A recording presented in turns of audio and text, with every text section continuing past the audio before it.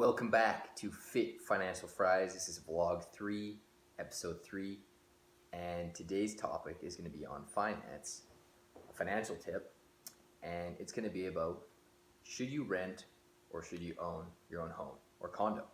Now, I made a video about 2 years ago, would have been in August probably of 2017, about my thoughts on buying a condo. I bought a condo. It was a decision that I wanted to make. Because I wanted to be able to travel still and not have to worry about any maintenance. So in this video, I'm going to tell you guys about kind of what my thoughts are on renting versus owning your own condo or home. And I've done both. I've done rented for a while. I rented for 8 or 9 months before I bought my condo. And again, great experience. One of the pros to renting a place versus owning is you don't have to worry about that mortgage payment. If you're someone that's tight and on a budget, definitely rent first, because usually it's going to be half the amount that you pay on a mortgage. A mortgage is usually twice or 1.5 times the amount of your rent in some cases. And I would have to say another benefit of renting is you can have a lot more flexibility. If you're not looking to stay at that place longer than a year. Most places you have a lease for about a year, so you're only restricted to that rental maybe for a year or 6 months, or maybe it's already month to month. So some pros to that is you get to travel whenever you want. You don't have to worry about any maintenance. If there's anything that goes wrong, that's the landlord's responsibility, and also it just gives you again a ton of flexibility, and you're paying less money overall to live there. So those are some of the pros to renting. Some of the cons to renting would be you don't own the place. It's just a rental. And most likely you're there temporarily, only for a little while. It's a short-term thing. When you own, you're taking on all the costs. You have to have all the costs for property taxes, for maintenance.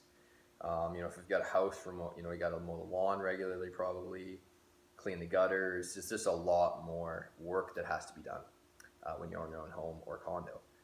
But condo, on the other hand, much less work, but the downside is you pay a strata. So having a condo, you pay a strata, and it could be anywhere from 150 to all the way upwards of 500 to 600 a month, I've heard of. And so it can get very expensive. It's almost like you have 2 payments, or a mortgage payment and rent. That's basically in some cases, strata fees can be that high. But the nice thing is, again, you get flexibility. You don't have a yard. You don't have to worry about any maintenance. Anything external outside the building is not your responsibility. That's part of the strata.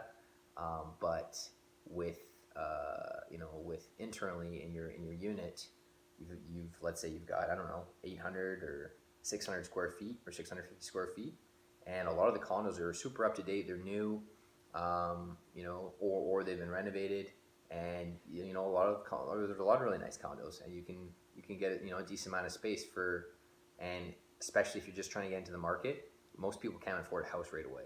I couldn't afford a house right away, so I had to go with a condo. So my tip or my advice would be, if you're looking to get into the market and you do want to buy, start with a condo.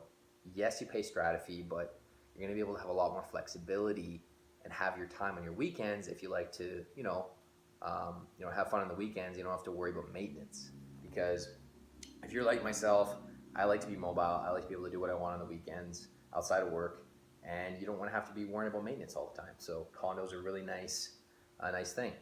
And then if you are on a budget and you're not ready to make that decision yet, definitely recommend rent for a while and then go from there. So hopefully you guys all enjoy this video, and stay tuned for my next episode on Fit Financial Fridays. All right, take care.